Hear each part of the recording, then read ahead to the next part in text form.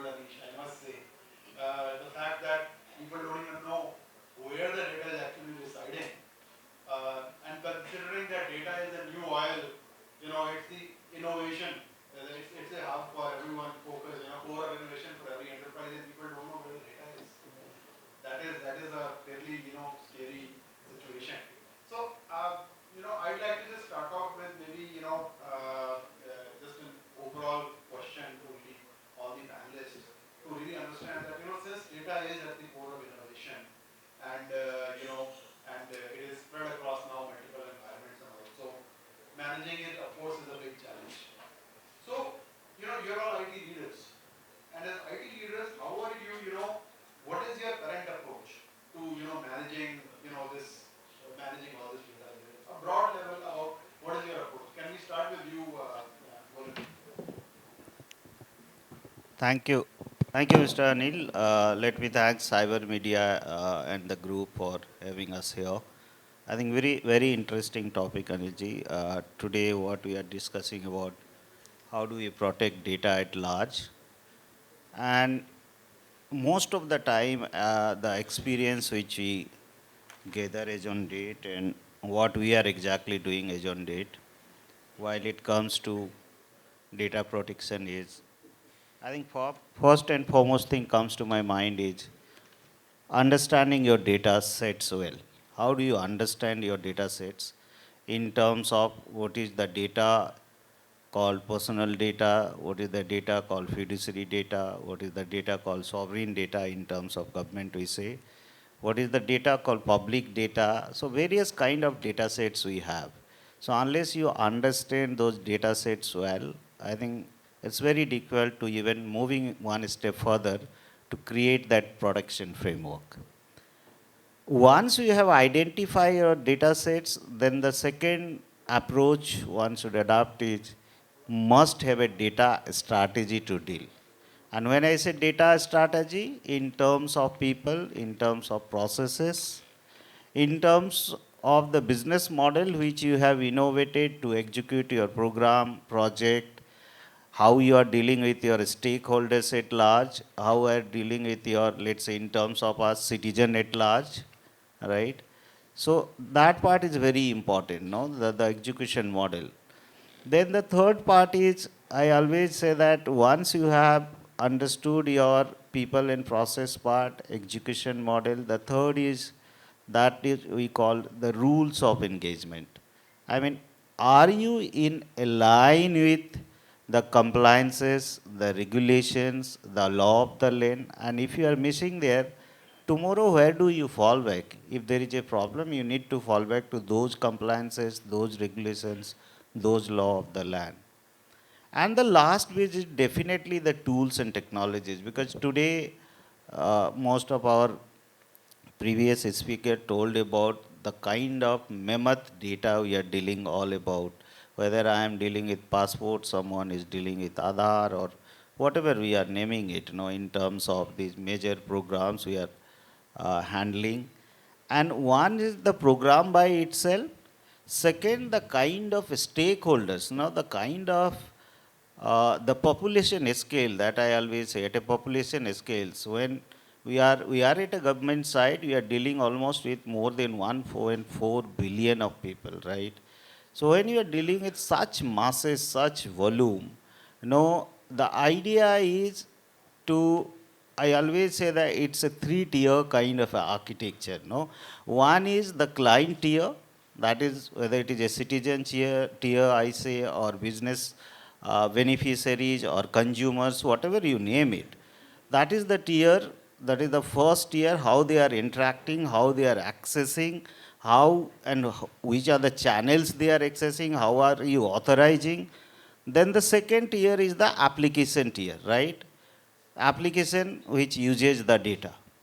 If you have understood the first tier, client tier, the second tier is the application tier, and third tier is the data tier. I mean, how do you store, manage your data? And when it comes to data tier, can you create that visibility and observability, whether it is a on-prem, whether it is a cloud variance, whether it is a hybrid kind of a scenario, can you create that observability? And believe me, I'm doing that, and age on date, at least I can say that, no, all things going good. At least I know that even if there is a problem, how do I come out of, smoothly and come back to my business sense or in terms of service delivery. So that's how I put it, Anilji. Thank you. Thank you so much, Mr. Golok. I think really nicely put in terms of how data should actually be managed. I definitely clear approach. Vijay would like to understand your views, considering that you also deal with a huge amount of public data. So obviously protection must be a major challenge. So what is your view around managing it? Yeah, uh, I mean, railways deals with different kind of data, which is different from what Mr. Simli is dealing with. Uh, what I should say, my principles, which I try to, inculcate in my internal users is, first of all, you should collect minimum of data. You should not try to duplicate data which is available elsewhere, like data which is available with UADI or the PAN authorities or other, KYC authorities. Number two, you should always categorize your data, what data is running your business, like the master data or the data which is difficult to, get again. Then you should try to see that what data is required for the business to come back to its feet without bothering about the past or the data which should have gone into the archive and all that. Most of the organizations, including mine, have a lot of transactional data, and they try to collect and protect all of it. So it becomes a mammoth task. So you have to first divide your task into different layers. What is critical data, what is not so critical data, and some data which is maybe obtainable from other sources as well. As Mr. Simli has put it rightly, that we have to also know where that data is. Like the data is with me or data is with somewhere else. It is distributed, like in some of our applications are very distributed. Then they are with our partners. All those things you have to know and try to protect the data wherever it is. One mistake we do is we try to collect everything within us and then try to protect it, and when that particular central repository goes down, everything goes down. So a distributed approach, minimal data to protect and protect it well, using the hybrid approach. Some of the departments, including our government departments, have a fear of cloud or something, but I always say that present day cloud infrastructure are equal or maybe more secure than what we are able to provide in our limited funding and procurement processes. Thank you for. Thank you, Mr. Devnath. I agree that many times clouds have all the security in place. It's just that we have to be able to implement it correctly in order to really get that level of security that we need. Thank you for taking us through the, how you're managing data. Colonel Alok, I think you deal with a completely different type of data, right? Given that you are managing the entire freight corridor for railways. It's not really consumer data, if I'm not mistaken. So would love to hear your views. I'm sure it'll be different from many others.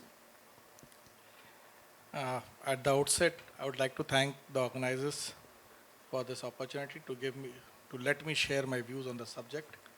And the second is a standard disclaimer that all the thoughts that I share here are in no way related to the organization that I am serving. I would be sharing my thoughts mostly based on what I have been in the armed forces and in the sector that I am working today over last Sure. 27, 28 years. Sure. Uh, and the more I get into this domain of cyber warfare, data theft, the easier it becomes for me. And why it becomes easier for me? Because at least for me, I was trained into this environment of warfare where attack and defense are two ways of life. So there will be an adversary who will be attacking and there is someone who will be doing the role of defending. Both have got their ways or their strategies well chalked out. And we have a very interesting terminology which talks of ACDC, which says Apan Chatur, Dushman. I will leave the second part of it. So it applies to the attacker, it applies to the defender. And whenever every time I'm sitting either as a defender or an attacker, I say the best is to go back to the basics. And when I go back to the basics, and which was in the past, as per the rules of the game that was designed earlier, what do you want to protect? So first classify your data. You can't be protecting everything. What do you want to protect? You classify it. Learn to differentiate between data and information. Information is what is of importance. Data may not be. Certain segment of data can cause loss of reputation and financial loss. All data does not cause this. So please differentiate between data and information. Once you have been able to do that, share it on a need-to-know basis. So role-based access is what does it for you. Always create a copy to keep it in a file so that if the original goes away, you have a backup available. And finally, with the frequency of fires that we have in government offices, I can assure you, we are good at resilience, even with the files getting burnt. So go back to basics. It helps you in the digital domain also. Thank you. Thank you. Great examples and absolutely very relevant point about classification of data between, cut the clutter between information and data, and you'll know exactly what to really protect. So very valid point. Thank you. Sushil ji, your viewpoint from the healthcare point of view on how you're managing data. Thank you very much, and I'm really obliged. You have maintained such a beautiful and very interesting event which is happening here. Healthcare is one of the very critical domains. It is very complex. It is very difficult to understand actually what it is basically. That's why in the IT majority right now they are going towards the digitalizations.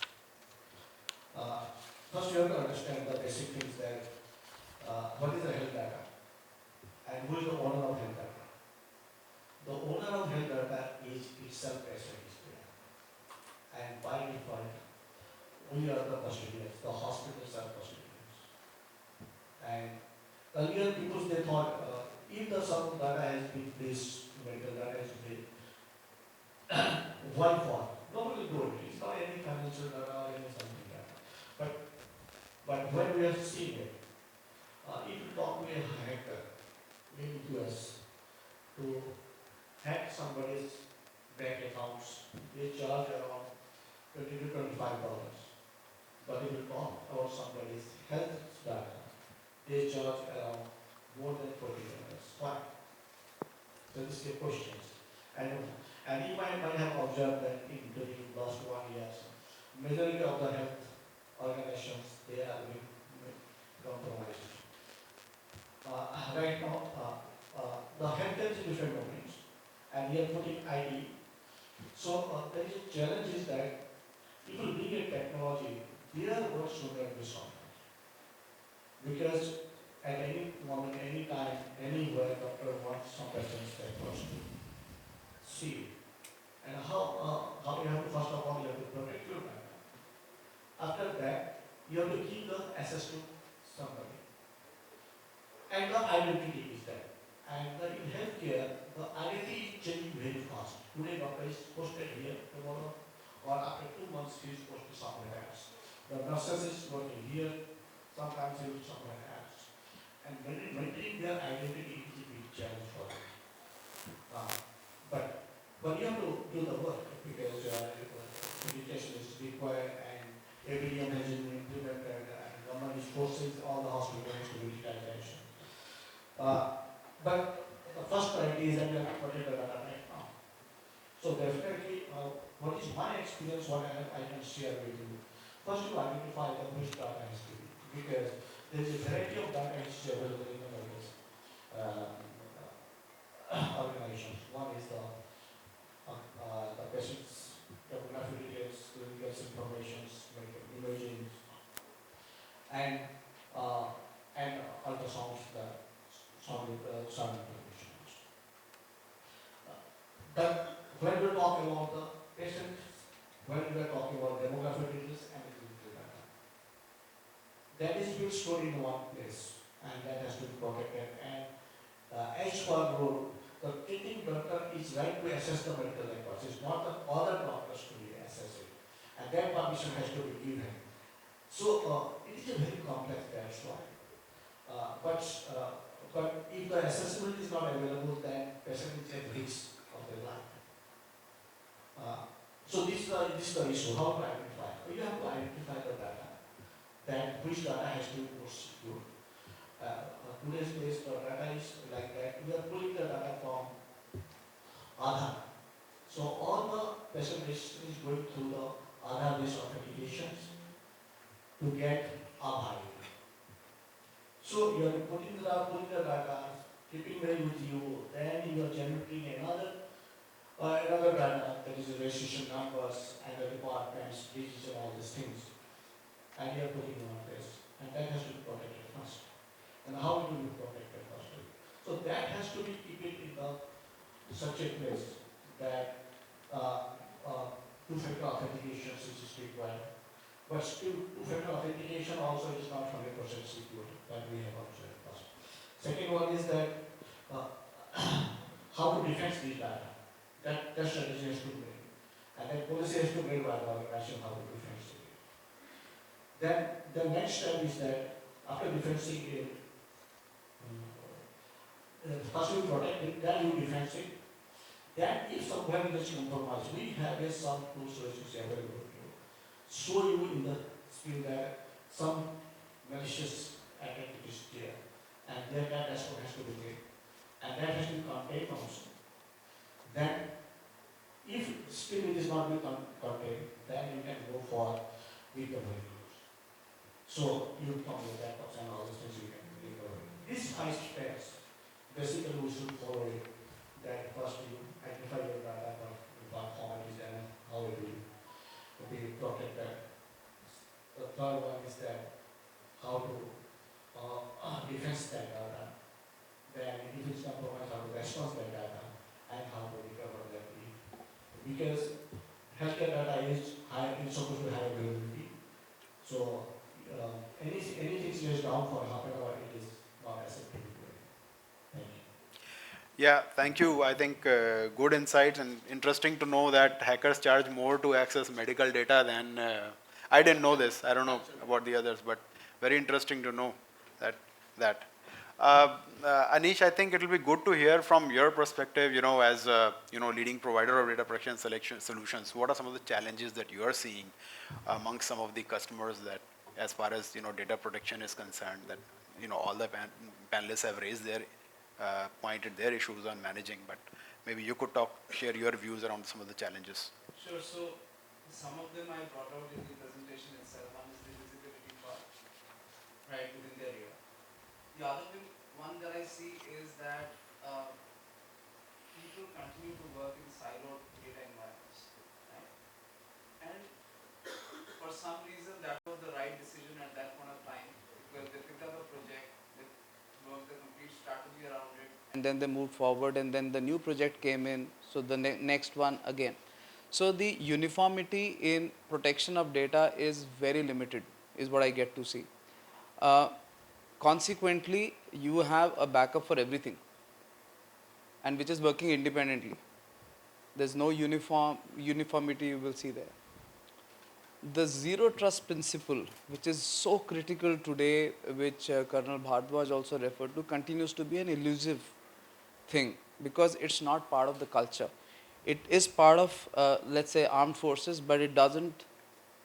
It is not part of culture in the corporates or at least the customers that I get to work with, because the top leadership itself does not propagate that down below.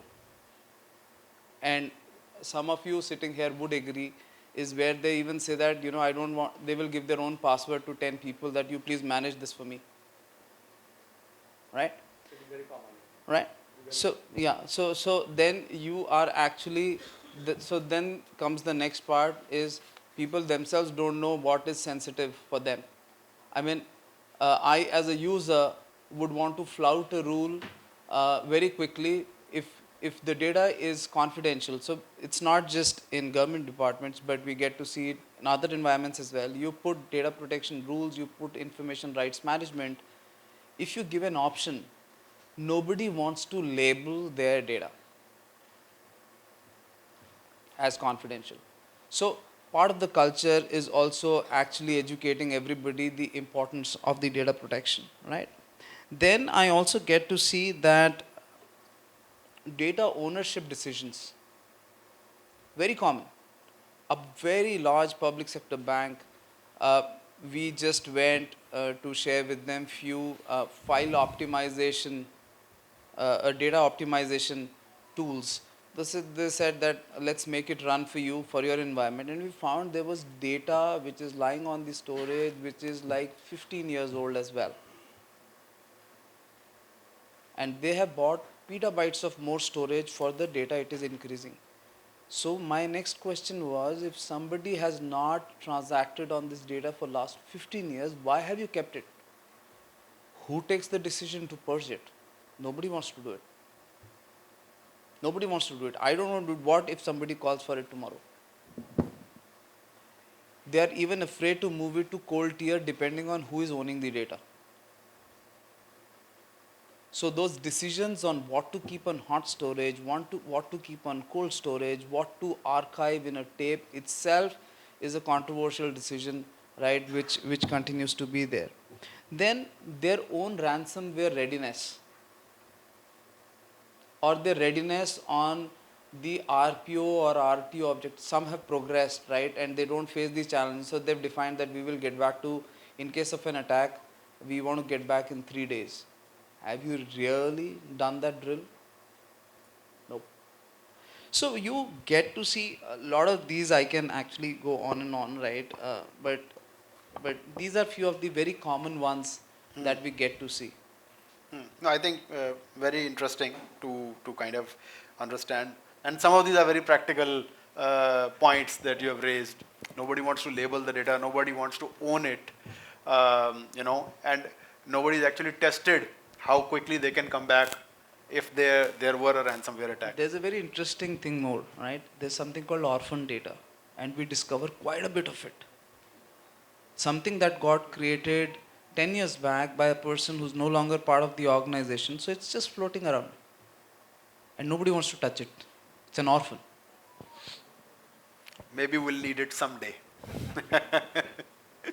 Sanjay, you want to talk about from a data management point of view, what are some of the challenges that you're seeing with your customers? Yeah, when, as I was hearing everybody, data classification or inventory of data is really, really important. Unless you have the visibility of the data, it is really hard for anybody to predict. I'll give you my practical example. Before coming to Lenovo, I was heading data protection and storage practice. That is where we have the formalized, everything, like, and that has got the different group companies. So every single company, when we have to, onboard them from a data protection standpoint, we have a formal process in place. Like, they have to identify what all folders we need to back up and what is the frequency of the backup and how frequently they want to test this data restoration. All these things are in place. But you have a silos of team, like, application team is different, then the admin team is different, and then the data protection team is altogether different, because that falls under infrastructure practice. That's a different practice altogether. None of them are in sync. The application vendor said, okay, fine, yeah, this target folder is full, let me change the folder to something else. And the data protection team is backing up the old folder. After 3 months, when the disaster struck, they came back to us asking for the data. I said, you have not informed us when the data protection folder is changed. How can I provide you the data? And that's a common practice, that's a practical problem I'm saying. So unless you have a classification of data and reporting back to the respective teams, it's really, really hard. No, absolutely. Another very, very practical example that you've given. I'll come to, Mr. Simli, I'll come to you for the, with reference to what Aneesh mentioned about the, ownership of data and, nobody owns it, it's being lying, and obviously you'll have so much of data. So from a governance standpoint, I would love to know your views on, some of the best practices in terms of, for data governance to make sure that such things don't really happen. No, I agree. I fully agree with Anish, but let me deep down little more on this. So, how the data, when it comes to ownership of the data and how it works. Assume that I am issuing a passport services, right? So I collect some data from citizens, right? The citizen becomes, in my case, the passport holder becomes the principal owner of the data, right? So the principal, when you create your data framework, you must understand saying that who is the principal owner of the data, whatever you are dealing with, right? Once you understand the principal owner of the data, then comes like I as a ministry or I as a passport issuance authority, I become the custodian of the data, right? I am not the principal owner of the data. I become the custodian of the data. Then something I call, I am using the data for a purpose, for the purpose of issuing a passport to you, right? There is a purpose. So when I collect the data from principal owner of the data, I have collected for a purpose, being a custodian of the data. But now I assume that I am using that data set for sharing with, let's say, Bureau of Immigration.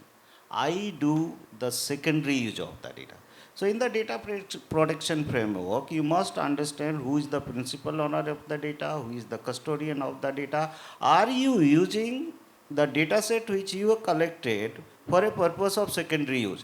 If so, how is that governance model is working, right? And going forward, we will all realize, you will see that more and more the time of data collection, whatever consent you have taken from the principal owner of the data, more and more, since we will be doing secondary use of the data, ultimately it is the user of the data who has to be more and more accountable for in the entire eco chain, in the data framework. That is the first thing we must understand. The second thing we call something called transactional data, right? Something we call the data which you keep on your archival data, like Aneesh said, right? There is something called, which I have started doing now from last 3-4 years. There is something called life cycle of the data. Let me quote another example. I collect, let's say, passport data from Mr. Anil. You have got 4 passport. Probably when I issue the 5th passport to Mr. Anil, I only need to see on the database only the previous passport. Why do I need another passport to be part of the transaction database? I don't need. Maybe all 3 rest of the data set I should keep on a archival data. The mechanism to protect the archival data should be much more different than the mechanism to protect the data as part of your transactional database, which I am doing in fact.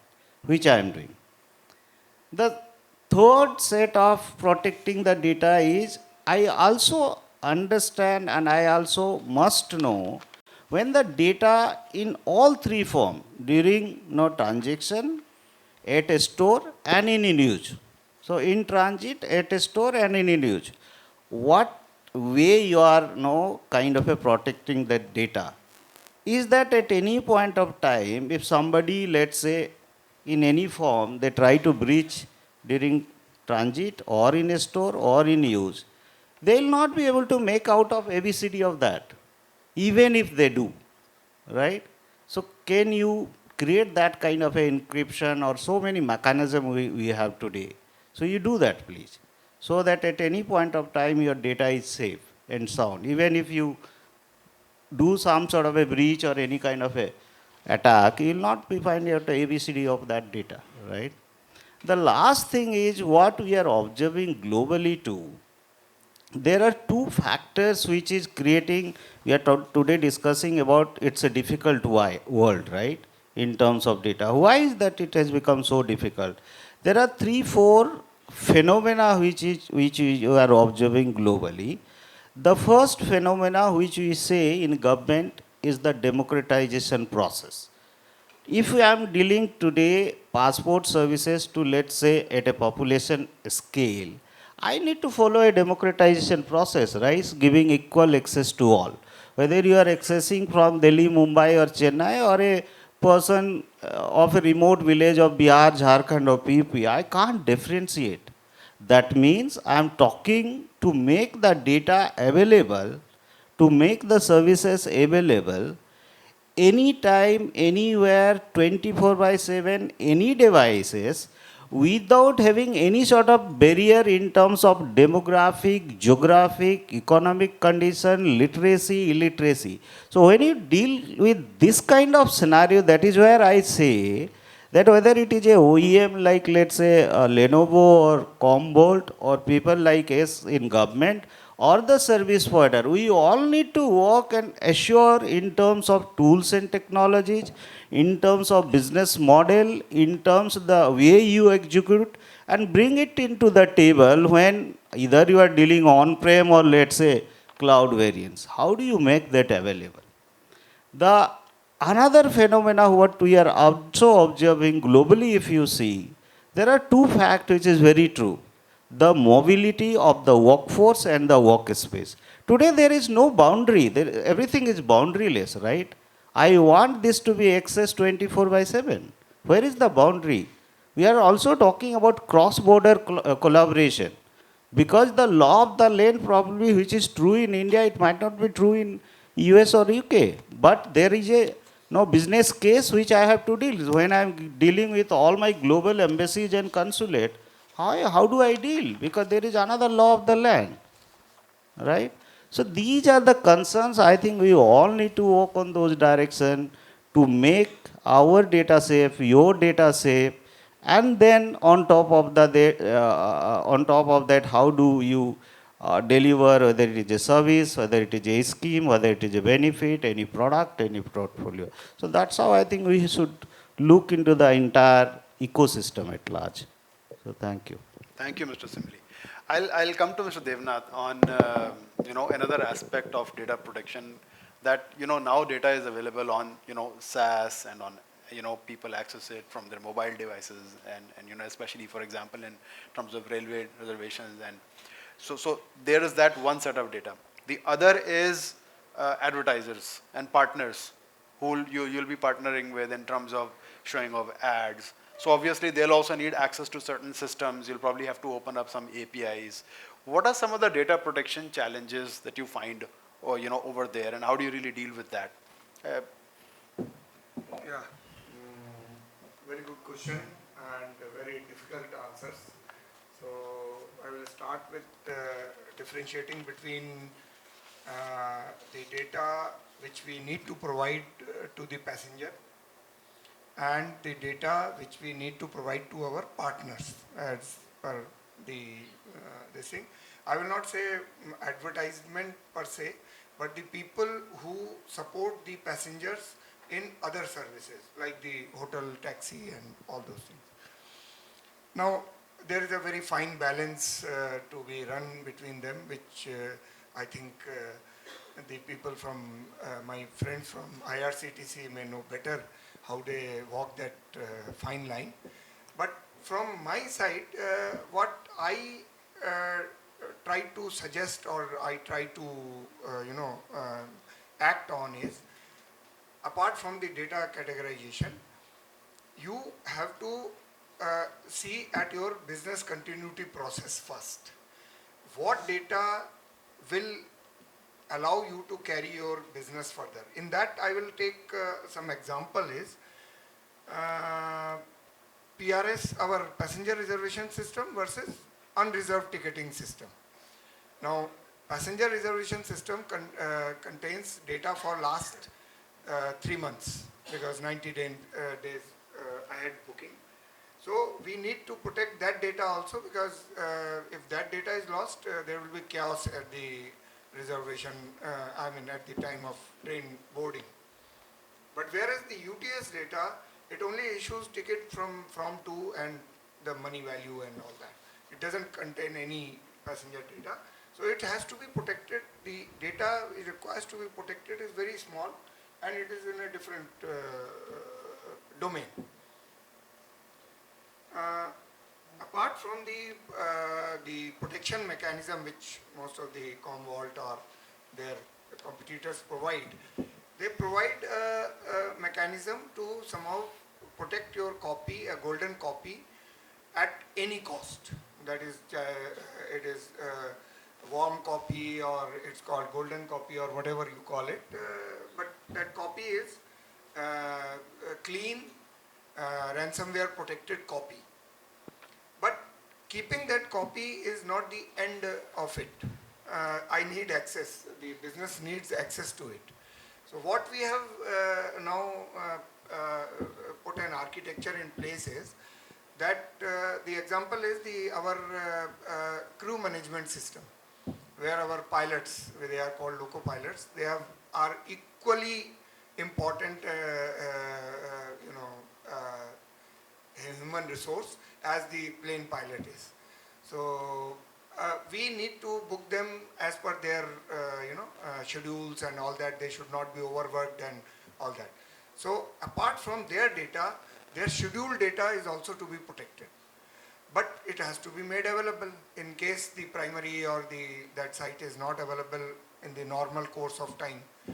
So what we do is we have provided a secondary report kind of mobile app which connects to the backup site, and in case the primary site is not, it's a manual process to switch, and the mobile app provides a particular pilot's past booking data so that he can be safely booked onto the next train or all that.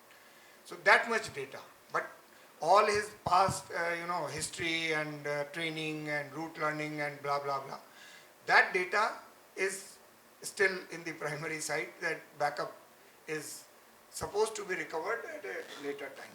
So like this, application wise, data wise, and the situation wise, the business situation wise, you have to put protection mechanisms in place, and the retrieval mechanism is also very important. Otherwise business आपको पैसे ही नहीं देगा वो backup करने के लिए. अगर वो अवेलेबल ही नहीं होता है क्रिटिकल टाइम पर, तो क्या फायदा है, कहीं भी रखो. No, absolutely, you're right. I mean, it's not just about archival of data. Ultimately, it's data has to be made available. So while you're protecting it, you have to make sure it's retrievable at the same time when you really need it. So very, very valid point. I'll ask you a question slightly differently. Cyber physical systems, data protection, what are your views around protection of that? Because that's a very, very critical area for a lot of industries.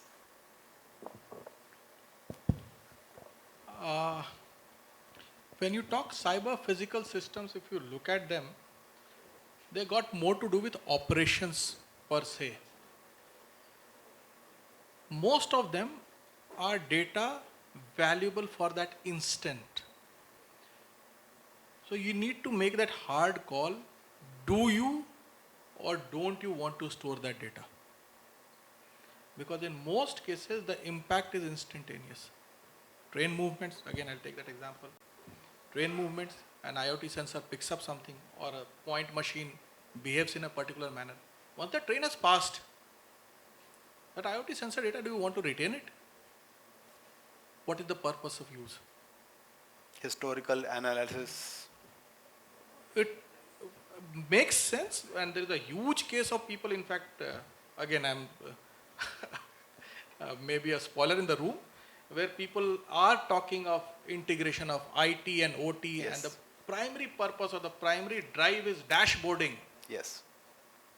For God's sake, keep operational technology separate, air gapped. For all those 30, 35 years that we have been talking of, 90s till today, 30 or 40, even if you want to go back 80s, you have one example of a Stuxnet violating that air gap through process chain. Yeah. But over the last 1 year, you have got 500 examples of that being violated because of the people falling prey to this temptation. So in cyber physical system, I'm not very big fan of data protection as long as it is instantaneously protected for the event. That is one. But given the domain, and I'll take 5 more minutes to probably reflect upon my previous avatar when I was with when I was in the regulator in TRAI, and at that point, this thing was again data privacy was very hot, and me and my chairman was sitting. And now it is a common knowledge that he used to say, when the product is free, you are the product. Absolutely. So if you are the product and data is the oil, if data is the oil is known for what?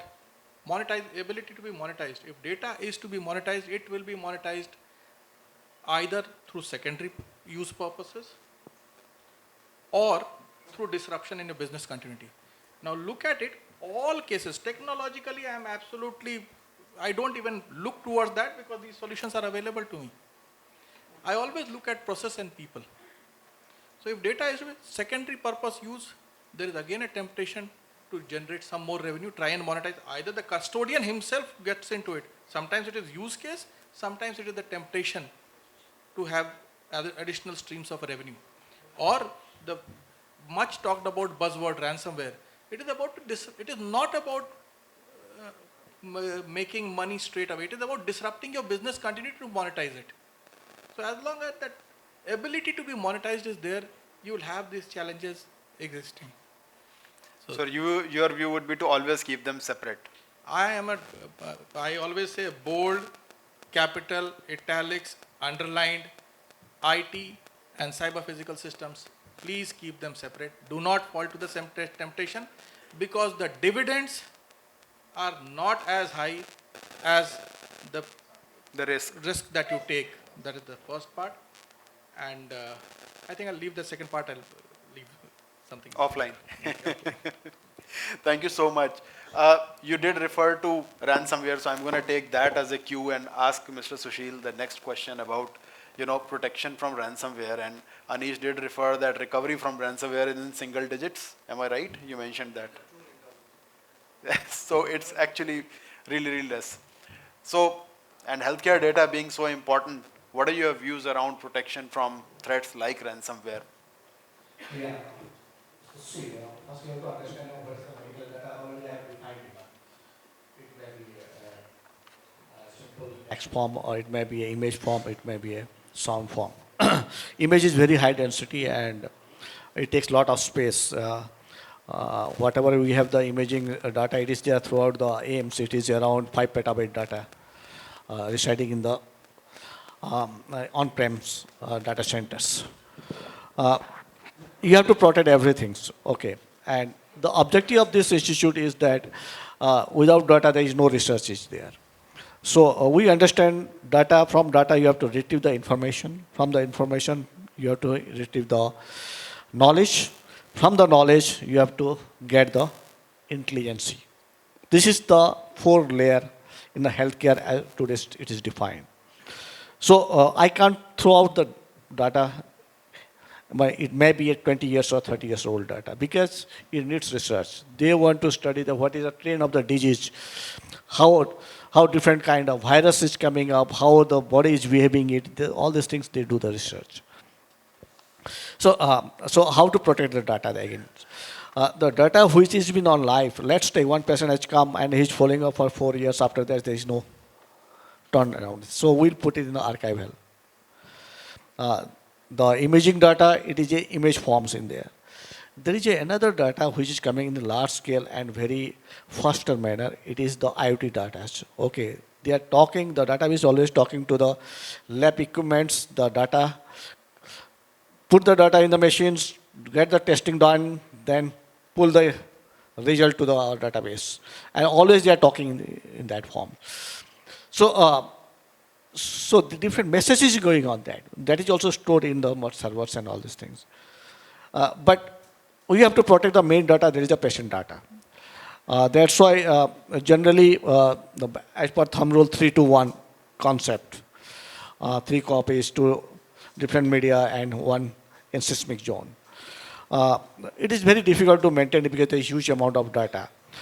Still, we have to taking the backup with air gap, and all the means the incremental data, it has been stored in the storage, and every quarterly it's supposed to be do a test run on the backup data, so that whether it is been running, means it is being stored or it is been backup properly or not. So this is the thumb rules generally we apply. Okay. So anyways, time is up, but before I come to Aneesh and Sanjay, any questions from the audience? If you have any questions you'd like to ask, I'll just take a pause for half a minute maybe. Any questions? Yes. Just a cyber attack at the end was very much in news. So what steps are taken to prevent such in future? Okay, first prevention is that how do you protect your data first of all? That depends on your what infrastructure you have. Because you have to protect your network, you have to protect your data, you have to protect your servers, you have to protect your database, you have to protect your different equipment which is connected with your IoT devices, all these things. That depends what kind of infrastructure you have. Based on that, you have to take a call. But what is the solution? In my first question I am answering, you have to follow these 5 steps. It is common for everybody. And solution is available. And that solutions, any solution you want, you can take it. But for ransomware, first we have to understand what is the ransomware. And for ransomware, you have to protect yourself also. And it is not so easy to protect it. And today's days, you will not have any 100% solution to protect ransomware. You have to be more careful, more aware of that. First is the user awareness program. The users, because maximum ransomware attack has done from your endpoint. You have a mobile? Is it protected? Then when you connect to my servers, you might do some malware to my server also. So this is the first point you have to take care of that. What is the user awareness I'm talking about? Right now, you are getting a mail from the IT department. You have not filled the return, you fill. Okay? Some malware will send a mail to you. If you have not sent the IT return, then fill it. You have already returned it. Please click this one. That you are executing. Click the execute button. That is the malware in the computer system. So, user has to be more careful. Any mail, any SMS is coming, you have to see whether this is a message or not.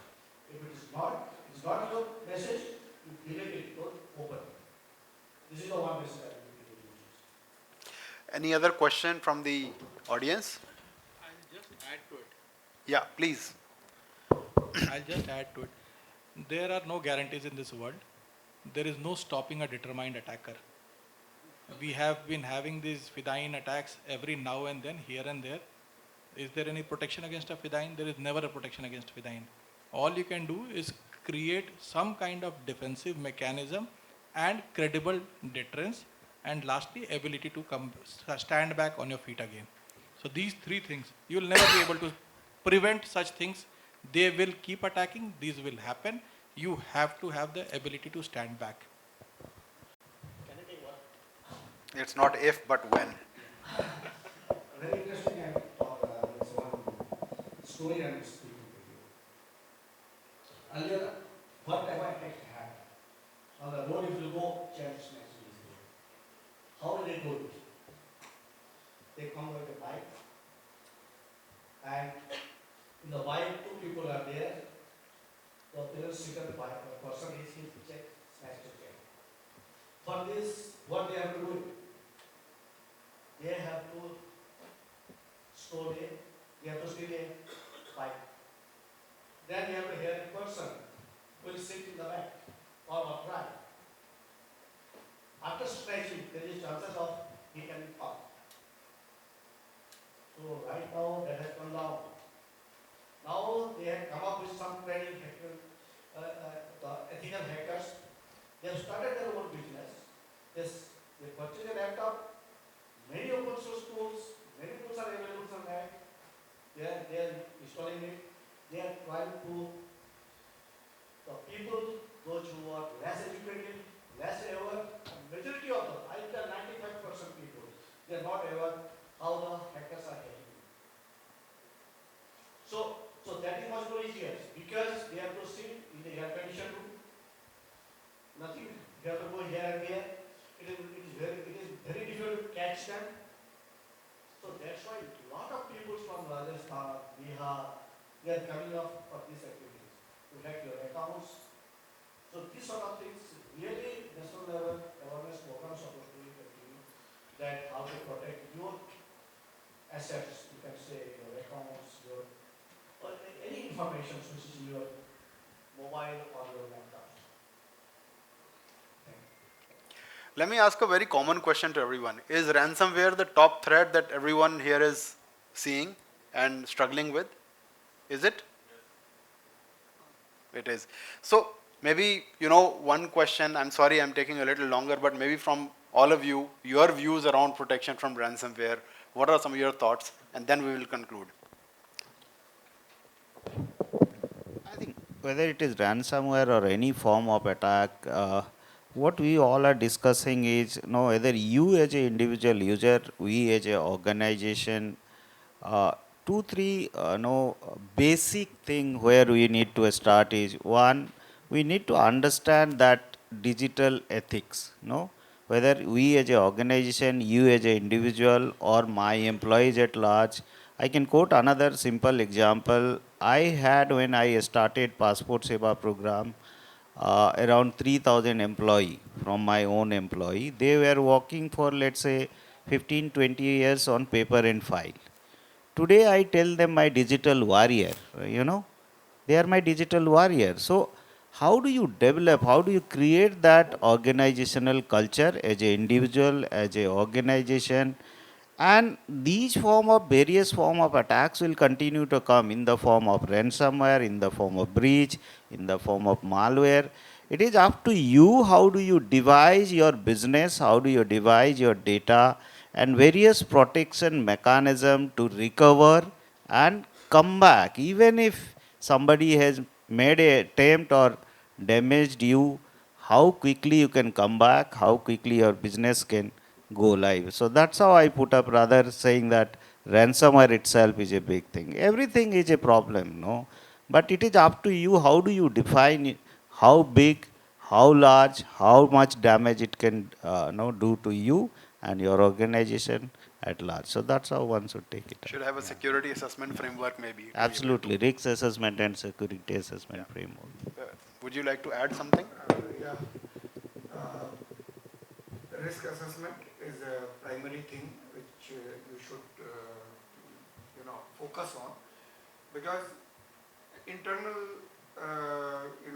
awareness of the people is a very, very difficult task, because in general in the society, the digital hygiene awareness is there. Digital hygiene awareness is abysmally low.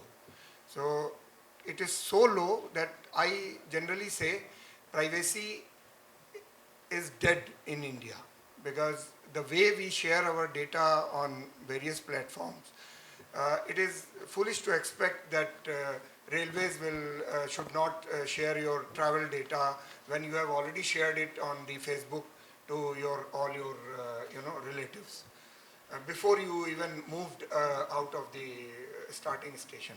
So that part, yes, ransomware is a big threat only for the business continuity part. Whether it affects, again, the risk analysis part, if it affects 100 of my internal employees, it doesn't affect my business, which is, paying my salary and all. So I will only not be bothered much. They can be cleaned up and be helped locally. But if something is coming and impacting my critical data, then I am concerned. And for that, because my employee turnover, on the railway side, employee turnover is 5,000 a month. It is 60,000 retirements a year. So I cannot even think of, making all of them aware and all that digital hygiene thing. Forget about it. So what we profess and what we practice is that we try to keep a backup or maybe a second backup also of the critical data. But now we are trying to keep them with the protection mechanism which, vendors like Commvault or their other, competitors, they are providing to keep that golden copy without the ransomware encryption. So whatever is required for that, the threat intel and the encryption intel and checking the data for any malicious encryption, etc., that they provide now. But earlier these things were not available, so we were keeping 2-3 copies. But if now you can protect a copy with all these protections properly, then you are back on your feet. Beyond that, nothing matters. Whether people are aware or not, or people follow the digital hygiene or not, it's a social issue. Even if we worry about it, nothing is going to happen.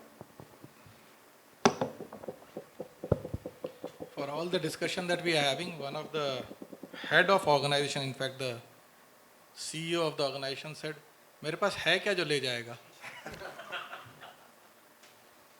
And that is our cyber hygiene culture. So as far as the threats which are concerned, I agree with Mr. Golok that everything is a problem. As far as ransomware is concerned, and I'm talking now in the institutional capacity, since I'm entrusted with the institutional data, I'm responsible for the security of that institutional data, and bringing cyber hygiene remains a challenge, will remain a challenge, because not everyone is willing to come up to that level. There are no incentives to be a person who is a star in cyber hygiene. We need to build in the safeguards, checks and balances in the process, which is being assisted by the tools that are being provided by the community here. So that to that extent, technological solutions and building in the process to cater for mistakes by people would help us prevent. And finally, identify what is essential.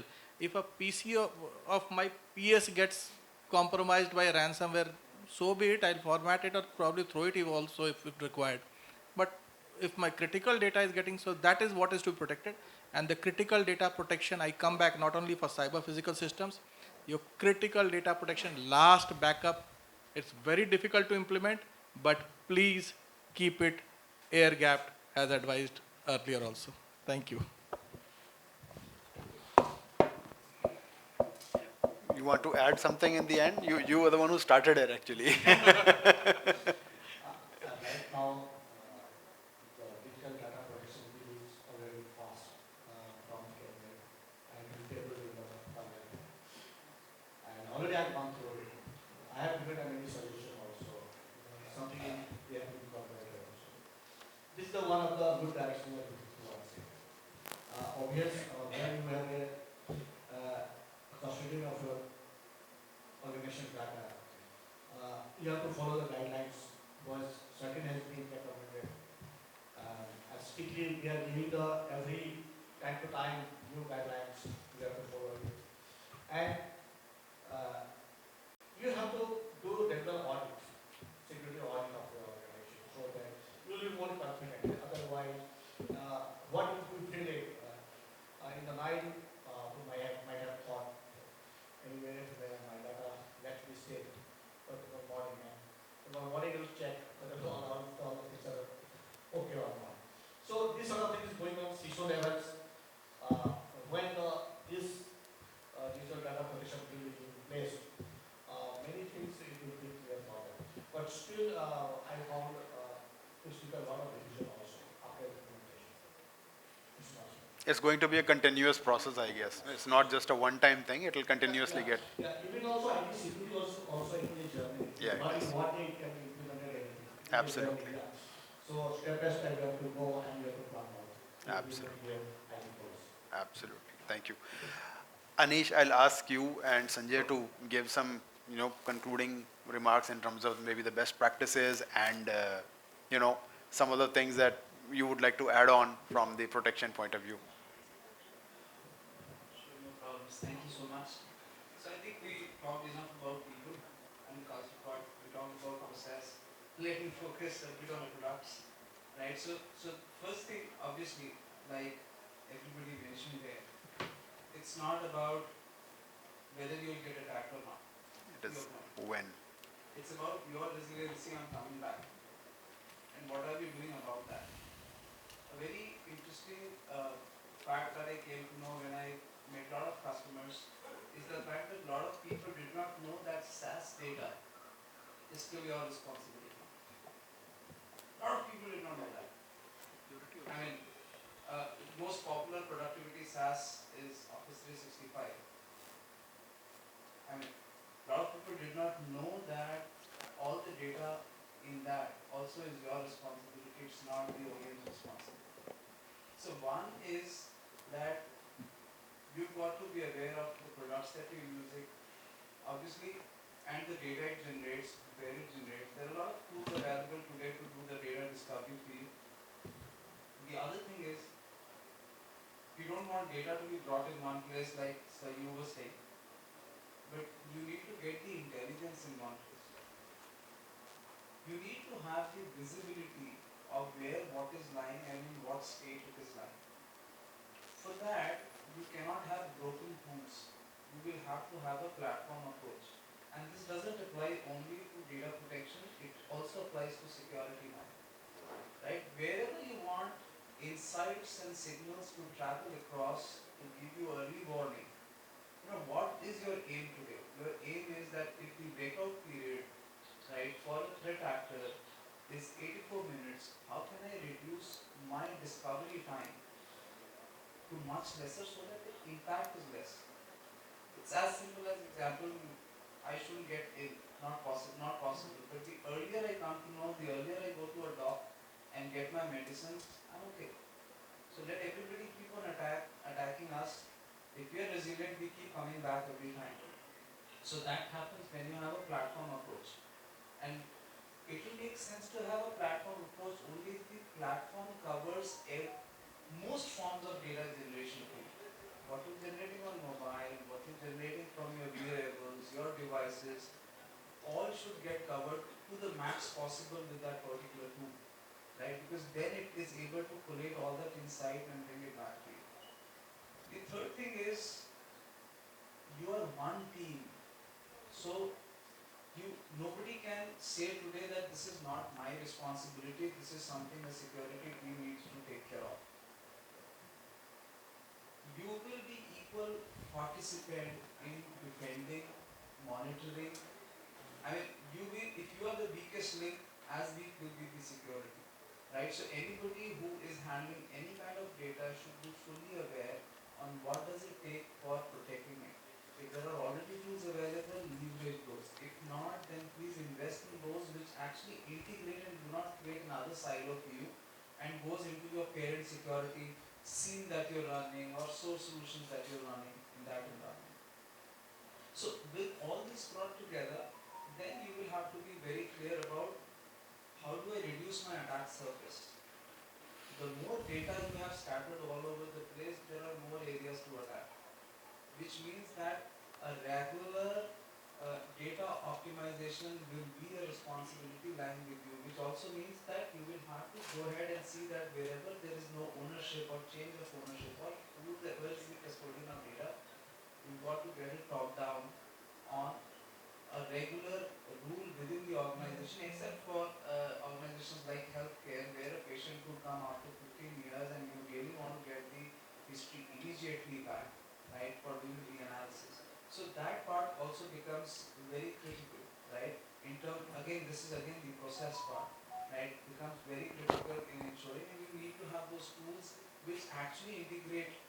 You buy a solution, doesn't integrate or does only the SaaS protection for you or doesn't do the cloud protection while it does the on-prem protection, you will have a challenge.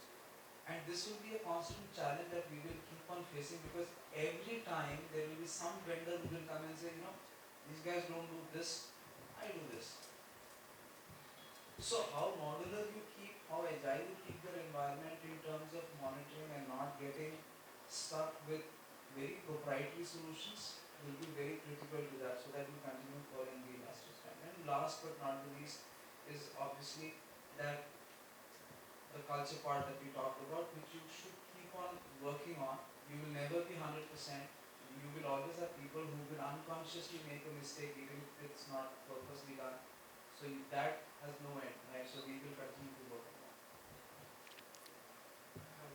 that. Yeah. I'm looking to he summarized it well and everybody covers the point, but the only thing what I see is you have the process in place, but then you have the people who are going to be part of the team has to be educated and they should also be following the same process.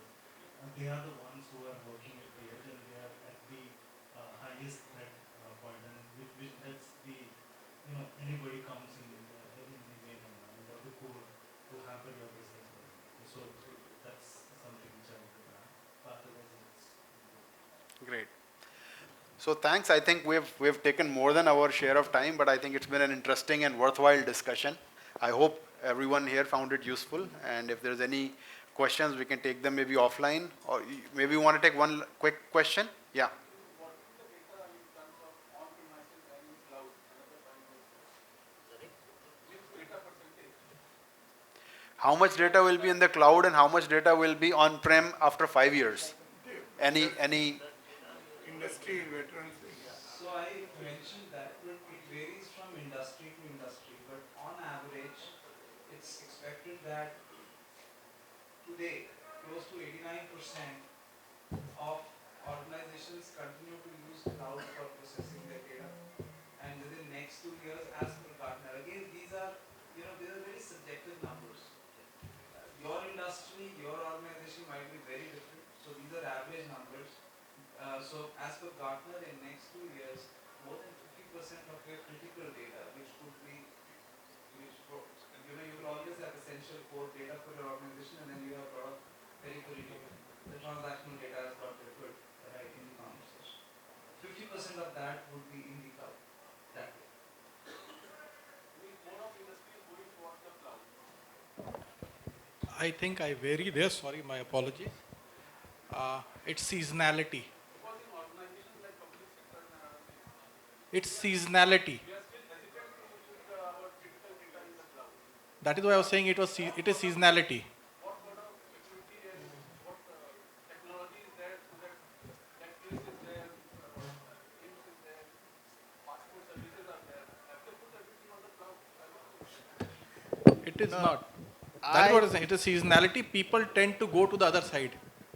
When you have something on-prem and there is an ecosystem which is probably telling that there are vulnerabilities here and business continuity is better served from cloud, you move towards cloud. When you move towards cloud, there will be another ecosystem sitting there who will be telling you this is very vulnerable, and then you'll move back to prem. repatriate back. So it's seasonality. You'll have this cyclic thing going on and off depending on your own confidence levels of the management and the CISOs. No, Pray. I think that's a difficult question, but I'll see what I am doing. I can say that. See, it's totally up to you, no, as a organization, as a public sector. Let me quote an example so that you can connect. When I was connecting to all my global embassies and consulate, I had no other way because I had to beat that much of latency from India because my application and database layer remains in India. So I had to create 4 cloud caching zone across the globe. Now, having said that, still I keep my database and application layer within India as per the law of the land.